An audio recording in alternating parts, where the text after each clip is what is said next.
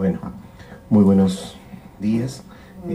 Doctor Morales, muchísimas gracias por la invitación. Doctor Cabezas, miembros de la Academia Nacional de Medicina. Para mí es un honor estar aquí y poder compartir algunos datos del proyecto de diversidad genética de la población peruana, el cual marca un antes y un después en la contribución del desarrollo de la genética y la genómica en el Perú. La medicina genómica ya con estos datos se está instalando en el Perú. Esto ya no es que se va a instalar. La pregunta es, ¿estamos preparados para aceptarla? ¿Estamos preparados para poder usarla en el diagnóstico, en el tratamiento y en el pronóstico de nuestros pacientes? Y parte de esta información es motivo para que las diferentes especialidades en la medicina las puedan seguir investigando e instalarse. Esto es una generación de información que va a tener repercusión sobre todo para la población peruana. Y la población peruana no solamente la mestiza, la que está cerca a los lugares de investigación, sino como ustedes van a poder ver, las comunidades nativas, las cuales están muy alejadas y de las cuales tenemos componentes genéticos, porque fueron ellos los que primero llegaron al Perú. Y de ellos tenemos un gran componente genético, que es el motivo del estudio. Doctor, ¿puedo empezar? Perfecto.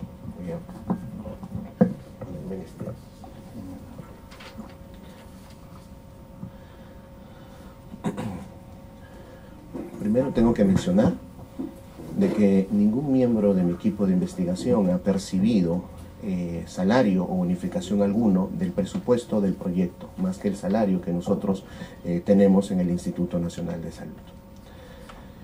Quiero empezar con una reflexión. Todos conocemos a estos personajes, que son los expresidentes del Perú. Todo lo que vemos en ello es el fenotipo. Pero este fenotipo viene de un genotipo, de una carga genética que nos acompaña. La pregunta es, ¿en cuánto se diferencia el ADN de estas personas y la de nosotros, con la de nosotros? ¿0.01%, 0,1%, 1% o 10%? ¿Cuánto creen? Esto no es un examen, pero es una reflexión. Se diferencian en 0.1%.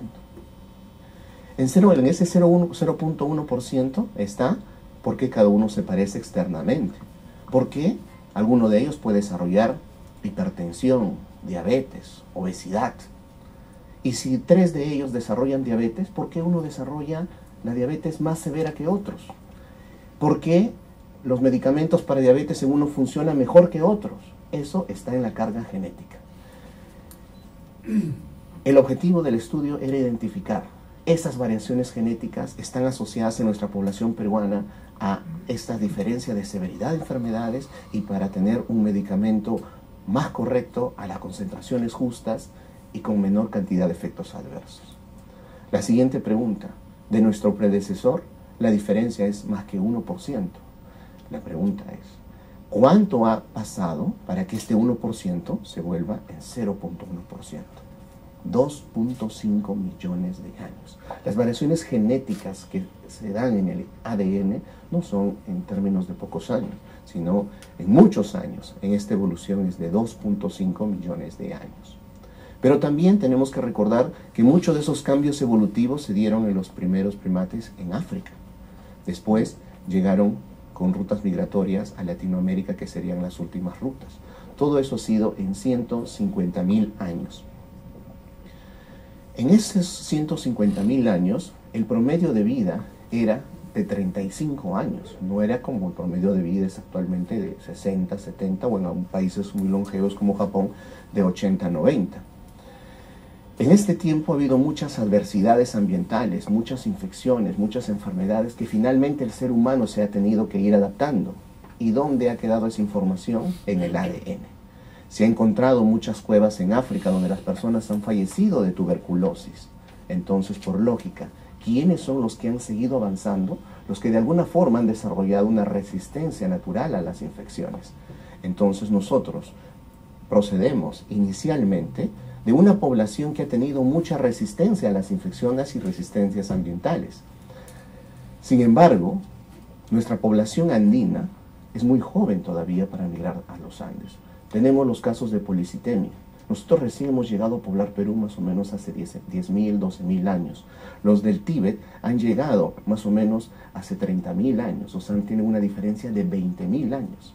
Ellos ya no tienen los problemas que tenemos nosotros en nuestra población andina, la cual representa el 30% de nuestra población, que vive sobre los 2.500 metros de altura. También tenemos una población que vive en la selva, expuesta a parasitosis crónica, y representa el 60% de esa población. Un sistema inmunológico crónicamente alterado, y sobre ellos aplicamos métodos de diagnóstico que han sido desarrollados en consideraciones diferentes de sanidad de estas poblaciones. La respuesta es la correcta opción que tenemos para nuestra población. Eso es, de alguna forma, con este estudio vamos a resolver, a contribuir el desarrollo de nuevos métodos diagnósticos o la validación de los que están llegando a Perú.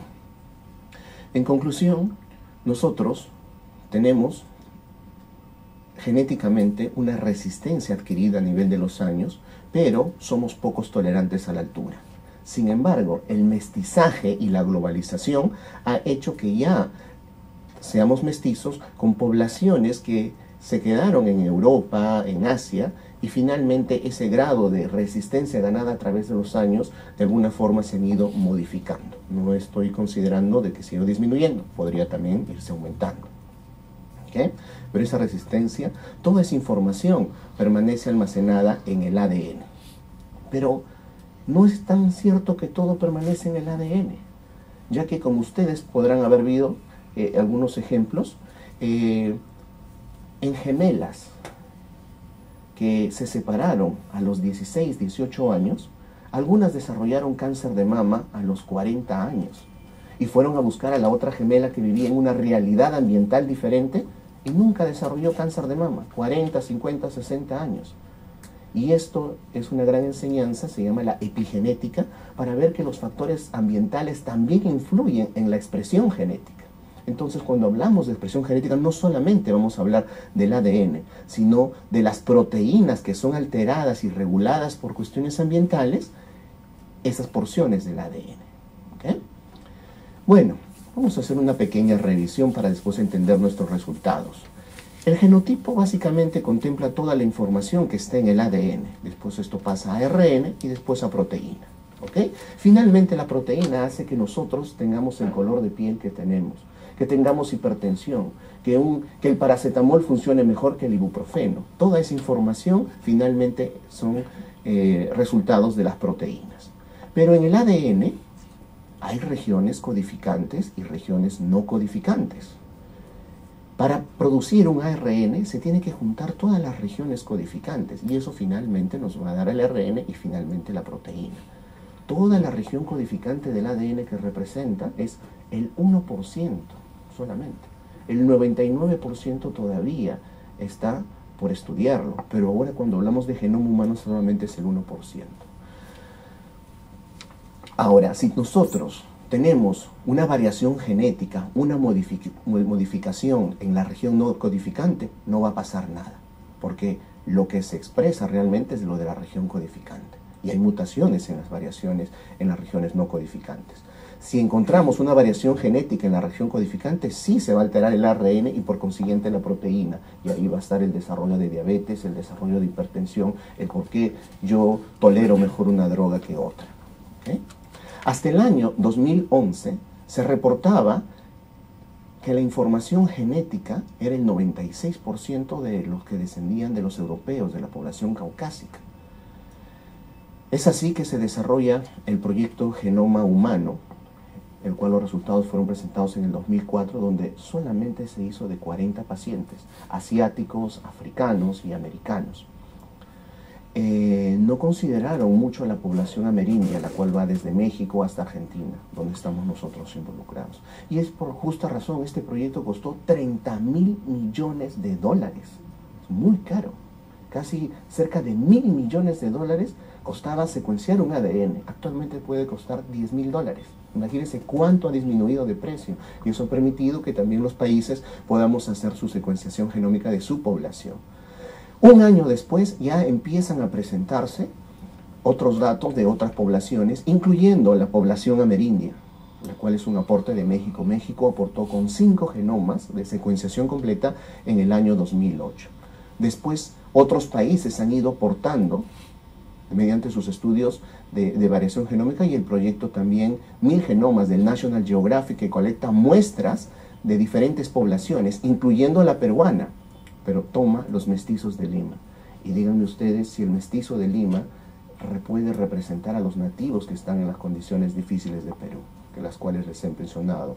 Si un mestizo de Lima puede representar a los 2000, al 25% de la población peruana que vive sobre los 2500, a esta población de la selva que está 60% parasitada. La respuesta es no. Perfecto. Muchos de estos estudios han tenido una gran relevancia que han sido presentados por los presidentes en su país, como es el caso del proyecto Genoma Humano, el proyecto en Inglaterra, y también por el presidente Calderón en México, porque esto ha dado un cambio a las medicinas en su país, el enfoque de prevención. Ya gracias a estos resultados se han ubicado poblaciones en México que desarrollan mucha hipertensión por la parte genética. Entonces ya las políticas de salud pública es no poner sal a las comidas. Sin embargo, ponen el salero en los restaurantes en la mesa. Eso ha sido gracias a estos resultados. ¿Qué dice la Organización Mundial de la Salud? La Organización Mundial de la Salud primero tenía un programa de genética humana, después una iniciativa en genómica y salud pública. Actualmente ha fusionado estos dos y funciona un programa de genómica humana en la salud global, donde ya ellos sustentan que el desarrollo de estos proyectos de investigación de diversidad genética es muy importante para tener una medicina más personalizada y de acuerdo a la genética de cada población. ¿Cuánto nos falta por descubrir todavía? Hasta el momento, esta es la producción que tenemos en términos de genómica. Les comentaba que el genoma humano el año 2000 aportó con 40 genomas. Posteriormente México, con mucho esfuerzo, aportó con 8 o 10 genomas. Actualmente se vienen procesando en el Instituto Nacional de Estados Unidos 500 genomas diarios. El Perú ha contribuido con 150 genomas, que es el motivo de la presentación, pero todavía nos falta por descubrir. Yo creo que con el incremento de la tecnología y la baja de recursos económicos para proceder a esto, y el conocimiento que va a favorecer el desarrollo de la genómica en cada país, se va a terminar de conocer toda esta información que todavía está guardada en el ADN. En base a estas justificaciones, proponemos el año 2011 el estudio de la diversidad genética de la población peruana. Una primera pregunta que hicimos, como lo hacen todos los investigadores que van a desarrollar un proyecto de esta magnitud, es ¿cuántas personas tenemos que seleccionar? ¿Con qué criterios de inclusión, de exclusión? ¿De qué poblaciones? Las consideraciones éticas, la logística para llegar a estas comunidades nativas. Todas esas preguntas fuimos sustentándolas. Y cuando uno no conoce cómo hacerla, en investigación hay que pedir colaboraciones. A veces yo veo todavía en Perú que funcionan los grupos cerrados de un tipo de enfermedad, de malaria, de dengue, de tuberculosis. No estamos acostumbrados a colaborar. Es así que decidimos llamar al doctor Roberto Frisancho, un peruano que se encontraba en la Universidad de Michigan. Lo invitamos a presidir esta mesa, donde convocamos a antropólogos, sociólogos, representantes de las comunidades nativas, a ayudarnos a responder esas preguntas. Y después de un debate de casi 10 horas, sale humo blanco. Por fin tuvimos los criterios por primera vez para seleccionar una población en un estudio. Y los criterios fueron representatividad. ¿Cuánto representa en número esta población nativa? El grado de aislamiento. ¿Qué tan alejado está esta población de los centros de salud, de lo de primera atención? Y la última, no menos importante, la vulnerabilidad. Sin duda estas poblaciones iban a desaparecer en 5 y 10 años. Entonces eso era un criterio de selección estricto para poder seleccionarla dentro de las 17 comunidades nativas y las 13 comunidades mestizas. En total, 30 comunidades. Y también la ubicación geográfica, como podemos ver, estos resultados también iban a tener un impacto antropológico y de migración. Entonces están estrictamente seleccionadas para ver cómo han sido los efectos migratorios, ya sean de la selva, del norte o del sur. Posteriormente, los aspectos éticos. Esto es un proyecto que más o menos tomó un año al Comité de Ética en aprobación. Preguntas iban, respuestas venían. Un año. Sin embargo, lo aprobó el Instituto Nacional de Salud y teníamos que enviar la autorización a los comités de éticas de las regiones y muchas veces viajar también para volver a sustentar. Después de esto teníamos nuestra segunda autorización para estudiar esa región. Una vez que nos dieron la autorización, teníamos que ir a las municipalidades, a las que estaban cercanas a estas comunidades nativas. Posteriormente, explicar a los nativos, si entendían español, en español, y si no, teníamos que llevar un traductor. Después, finalmente, firmaba el representante de las comunidades nativas, o el APU, pero el que decidía finalmente en entregarnos la muestra de sangre y participar en este estudio era el nativo. ¿Okay? Entonces, como pueden ver, hemos tenido cerca de 5 autorizaciones antes de que nos den la muestra final. En cuanto a logística, ya que los lugares han sido muy alejados y de difícil acceso, nos hubiera gustado tener a todo este equipo, que están entrenados para llegar a estos lugares. Sin embargo, se valoró muchísimo la actitud versus los títulos en los trabajadores del Instituto Nacional de Salud, que decidimos viajar a estas zonas, inicialmente llegar a los poblados más grandes como son Iquitos, instalarnos y adaptarnos a algunos centros de salud. Posteriormente, cuando tendríamos que viajar a las comunidades nativas, aterrizar en Río y después cambiar de embarcaciones a embarcaciones mucho más pequeñas que nos permitieran viajar 6, 8 horas, y a veces nos daba la noche y de adversidades ambientales que hemos pasado, y estos son reales, en plena lluvia, sin luz, y para llegar a estas comunidades nativas. Nos instalábamos, tratábamos de implementar nuestro laboratorio para que los resultados de bioquímica, hemograma y parasitología lleguen a esta población nativa. Pero también hemos visto estos lindos amaneceres para viajar a la comunidad Capiurus, 3 horas de Puno, porque las muestras tenían que ser a las 7 de la mañana. Ellos nos han aceptado dentro de su población, hemos explicado antes de tomar las muestras, responder cada pregunta. A veces ellos tienen mucha desconfianza todavía. Hemos tenido que hacer visitas casa por casa antes de seleccionar a los pobladores porque hay mucha endogamia entre ellos. Adaptarnos a las circunstancias y también hacer análisis de biología molecular, después trasladarlas estas muestras a los laboratorios del Instituto Nacional de Salud para poder procesarlas.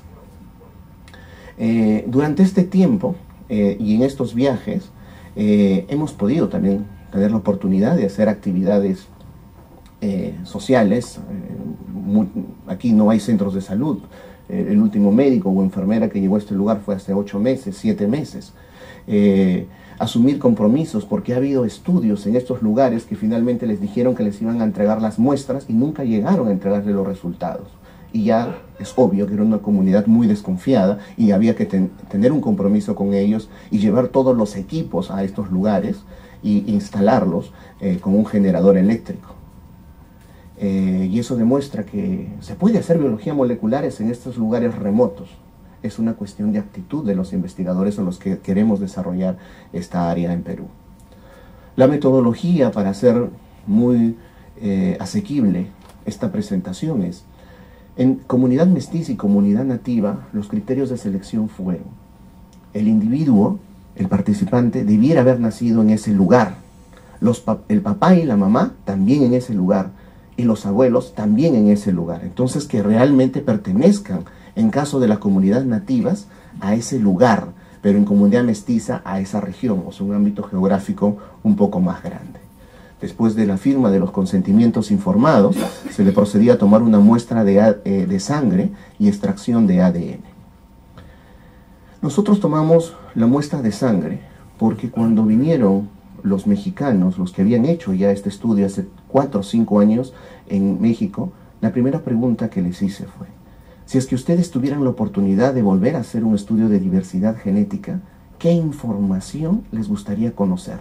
¿Qué oportunidad no deberían dejar de perder?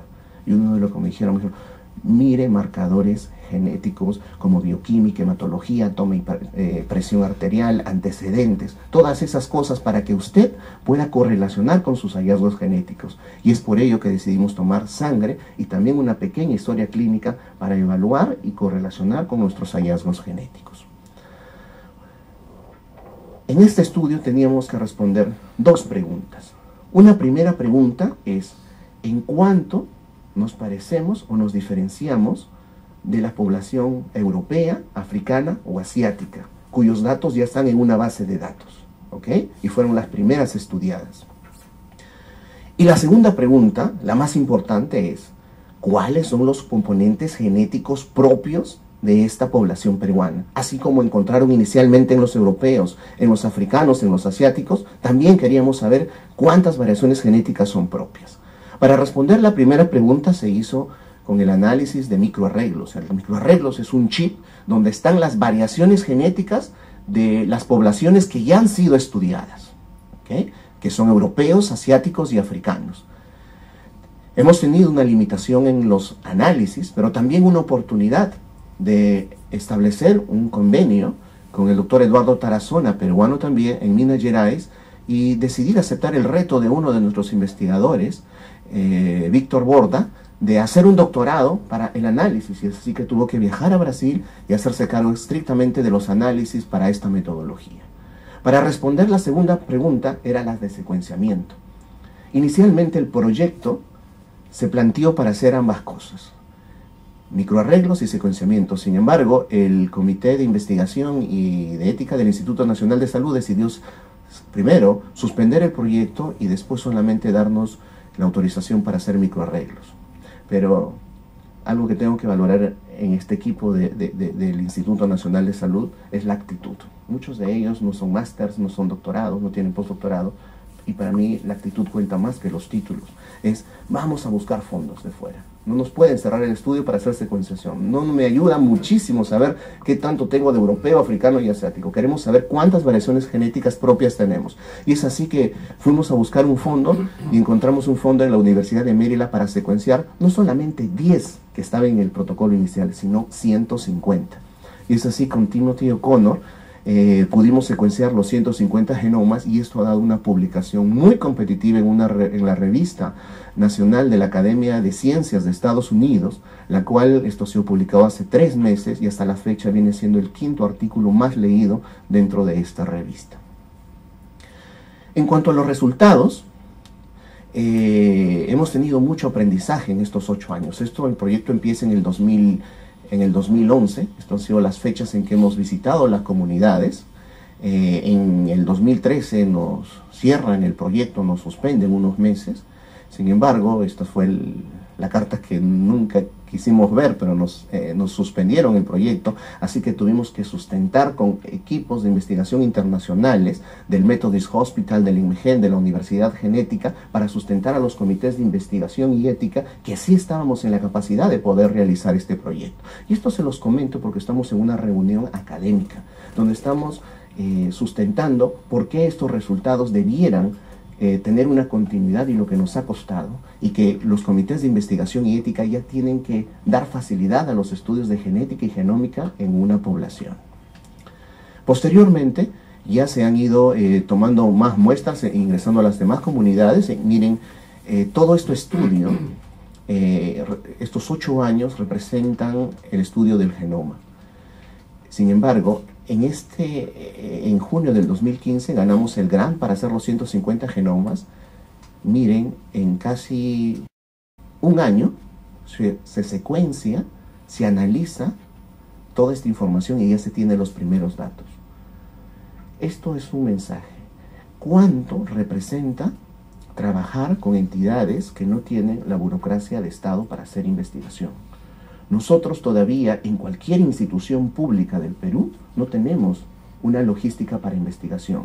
Da lo mismo comprar una silla en enero y una mesa en diciembre, pero terminamos el año con la mesa y la silla. En investigación no podemos pensar de esa forma. Necesitamos tener todos los reactivos en enero y en febrero para hacer todo el procedimiento científico y tener resultados en diciembre. Esa logística, esa forma de pensar no funciona en nuestras instituciones. Creo que de alguna forma, y también me atrevería a decir, porque represento a esta institución, a este proyecto, es que de alguna forma la Academia Nacional de Medicina pueda plantear que la logística para proyectos de investigación en Perú debiera ser diferente a la logística administrativa que llevamos en el Estado.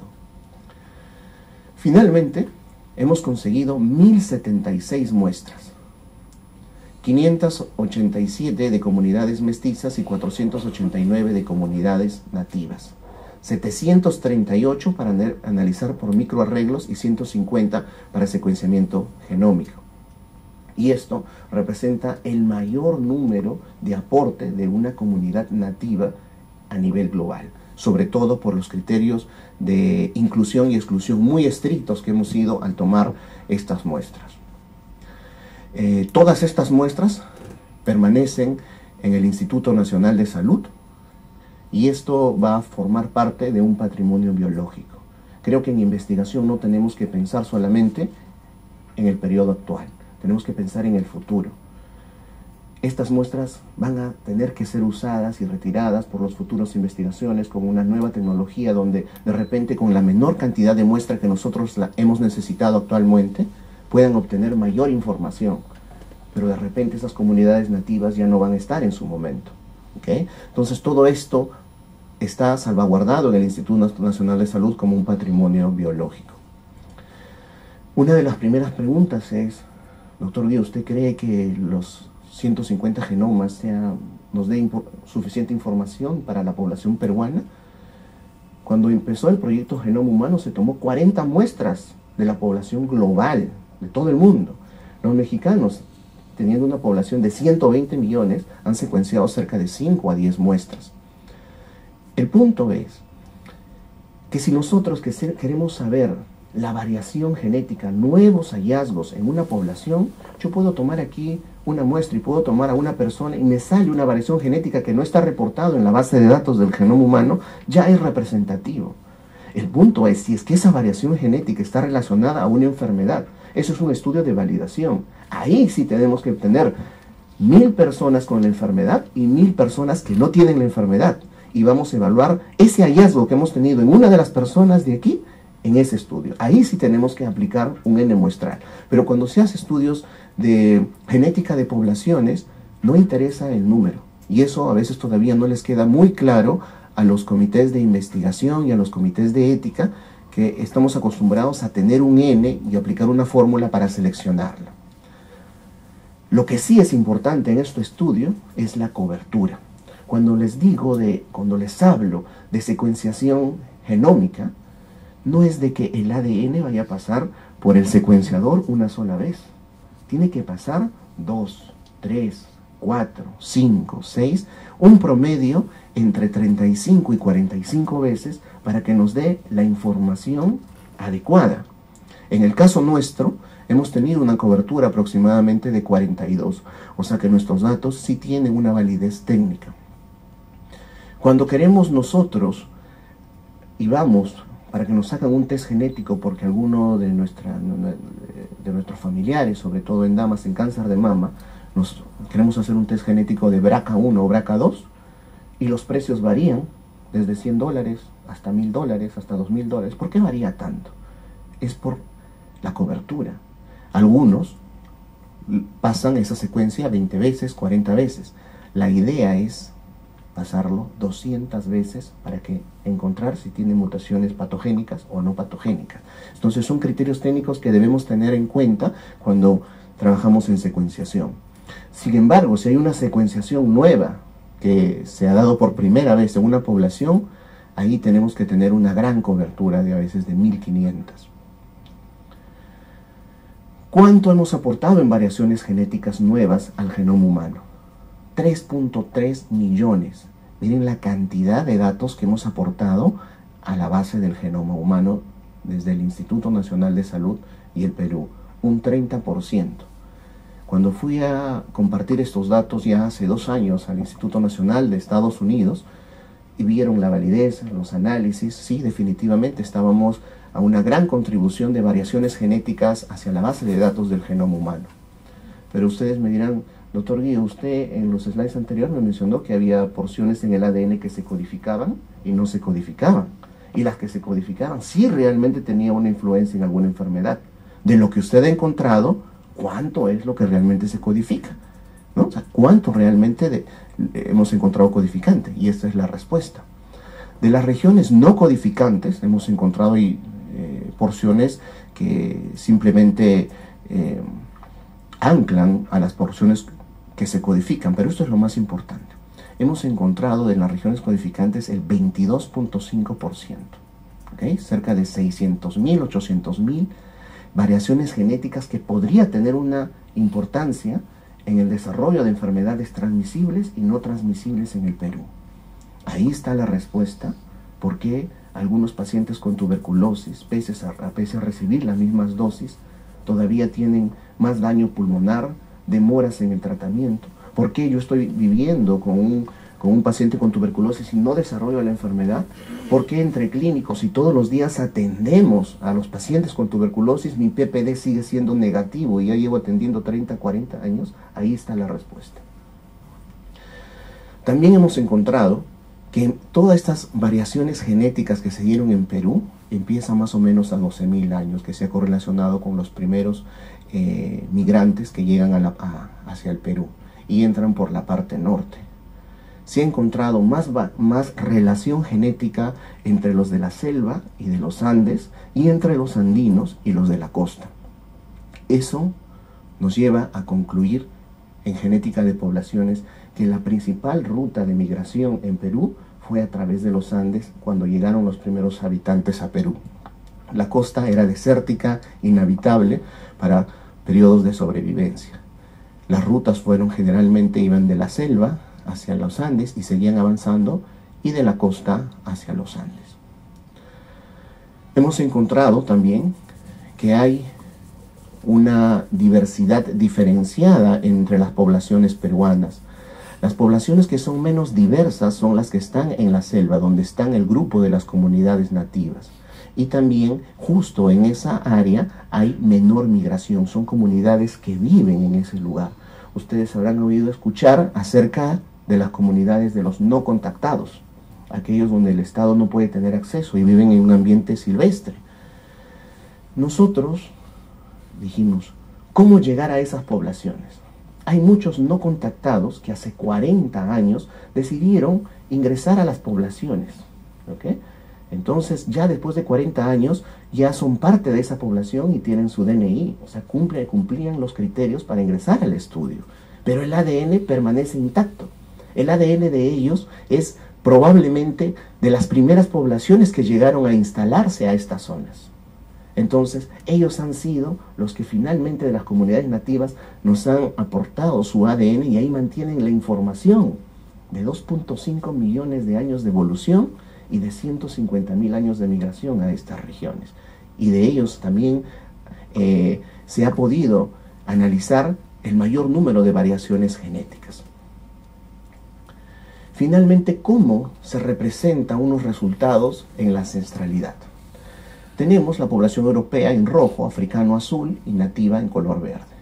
Un individuo va a tener una porción roja de europeo, un 25% de africano y otra cantidad de 40% de nativo. Entonces, esto es la representación de un individuo. Si juntamos todas esas barritas que representan un individuo, nos van a dar estas gráficas. Y estos son los resultados del proyecto 1000 genomas del National Geographic. Miren que realmente casi es verde, o sea, representa de comunidad nativa. En Colombia hay menos verde, menos comunidad nativa y hay más representación europea y muy poca representación afro. ¿Cuáles son nuestros resultados? Miren en Cusco. En Cusco básicamente es una población con componentes nativos, tiene muy poco componente europeo. En Trujillo, por alguna razón, también tienen algunos componentes afros. En Trujillo, trujillanos que pertenecen a la misma región. No hay que confundir al que vive en Trujillo, pero la mamá es de Trujillo y el papá es de Piura. Ellos no ingresaron al estudio, tendrían que ser de la misma región, porque ellos fueron mestizos. Y en Iquitos, miren, la mayor parte es comunidad nativa, pese que históricamente hemos tenido una contribución europea. Concerniente a nativos, miren en la comunidad de Chopcas, en Huancavelica. casi es nativa. En Moche, en los Uros, llega hasta el 90%. En resumen, para verlo geográficamente, miren, básicamente las barras son de color verde, o sea que tenemos un gran componente nativo en los habitantes peruanos. Aquí también vemos que no existe un solo mestizo en Perú, existe un mestizo del sur, del centro y del norte, cuyo componente ancestral es de acuerdo a la comunidad nativa cercana. Por ejemplo, en Puno tenemos un gran componente aymara, al igual que en Tacna. En las poblaciones afrodescendientes tiene un gran componente afro, y de Nigeria, de una población que se llama Yoruba, que ha sido estudiada hace muchos años. Y en Ancash y en Trujillo también tenemos un componente más de la comunidad Moche y Tayanes. Entonces también importa mucho de dónde está el mestizo para ver el grado de componente nativo que se tiene. Concerniente a la ancestralidad en lo que son nativos, vamos a encontrar comunidades como las Uros que tienen casi un 90% de componente nativo.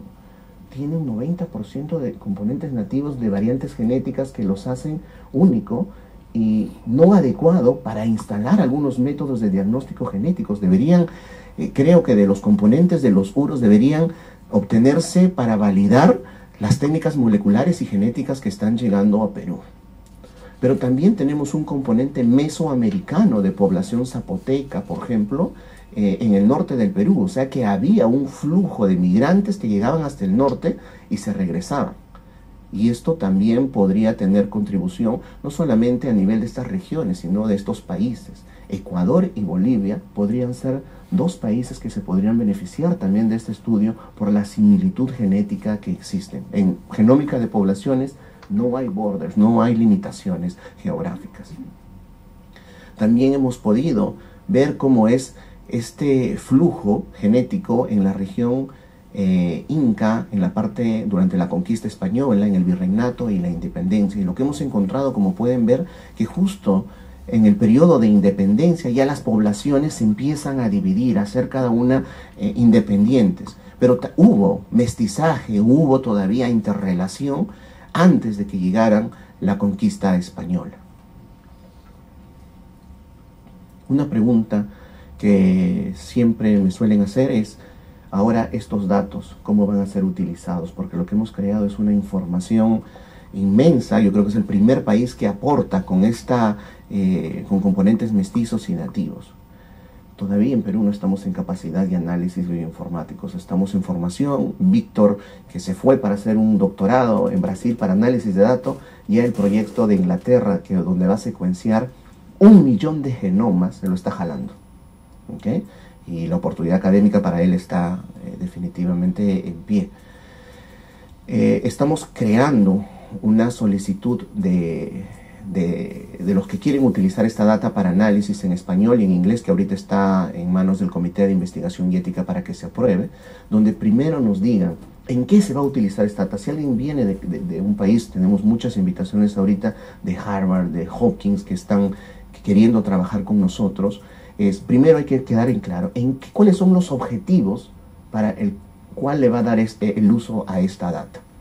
2. Máximo 2 años para que ustedes retornen esta información al Instituto Nacional de Salud y nos ayude a tener nuevos resultados en las implicancias de esos resultados, y después eliminar esa información.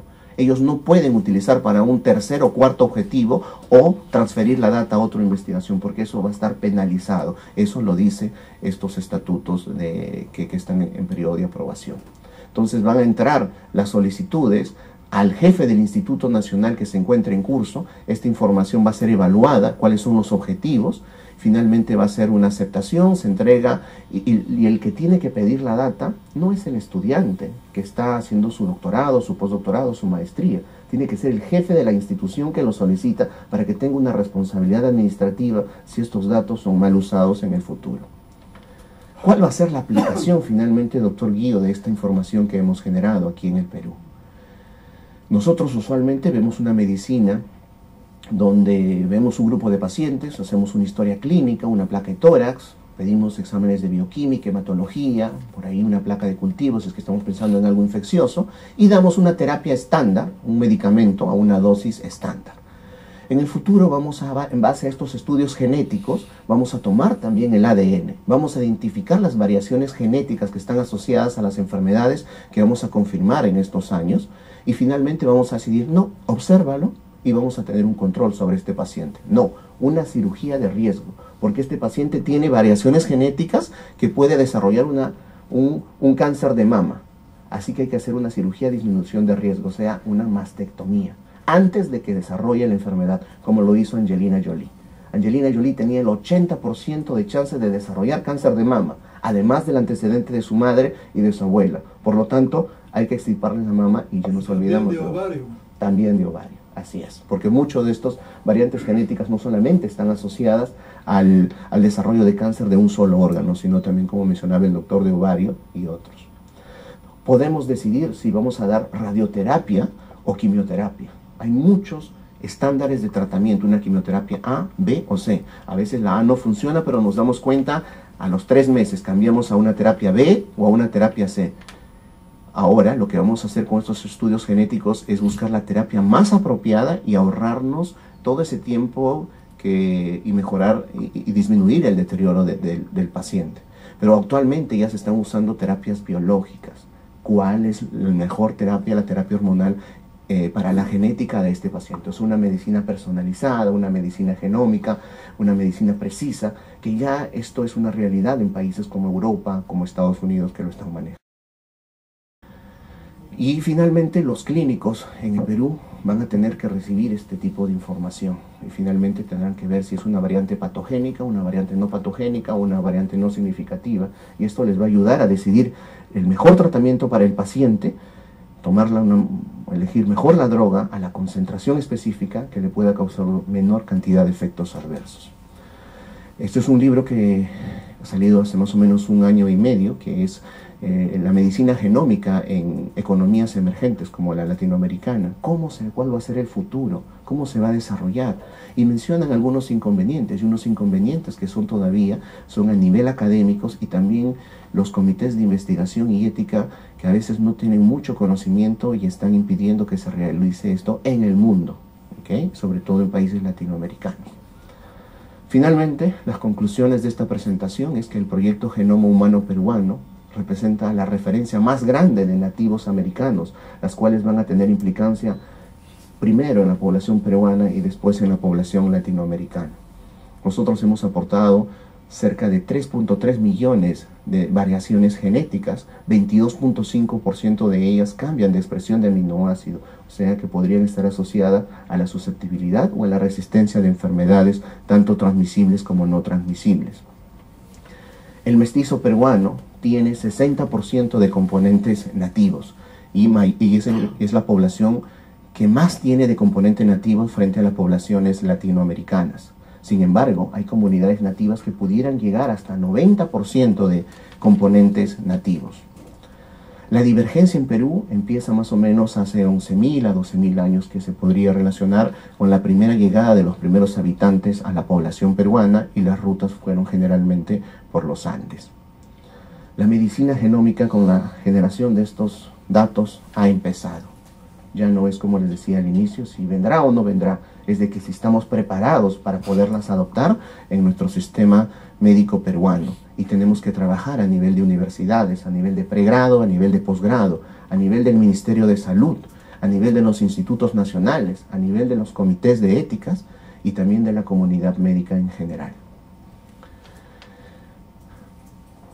Hasta ahora, de esta presentación solamente les he presentado los datos visibles, los logros, los cuales hemos tenido un PhD, hemos formado 2 postdocs, hemos tenido 3 publicaciones, una de ellas hasta el momento sigue siendo en el top 5 de lectura, hemos firmado 3 colaboraciones internacionales, hemos ganado 3 proyectos de financiamiento en base a estos resultados, tenemos varias conferencias nacionales e internacionales de divulgación científica para estos resultados. Sin embargo, la parte que no vemos es los retrasos que hemos tenido durante estos proyectos por las limitaciones que existen de hacer estos proyectos en una institución pública, las cuales creo que deberíamos de alguna forma mejorarlas. Hemos tenido que pedir muchos favores. logístico sobre todo, porque no se entiende qué es hacer investigación en el Estado. Algunas veces hemos hecho inversiones propias, llamadas de atención injusta, hemos tenido procedimientos administrativos, porque inicialmente no pensábamos comprar equipos para llegar a estas comunidades nativas, y como investigador principal del proyecto tengo que tomar una decisión. Es mi responsabilidad de que esa comunidad nativa, obtener los resultados de esa comunidad nativa, pero para el proceso público usted no puede tomar plata para comprar un equipo que cuesta 8.000 o 10.000 soles para llevarlo allá, un generador eléctrico, y hemos tenido que afrontar procesos administrativos.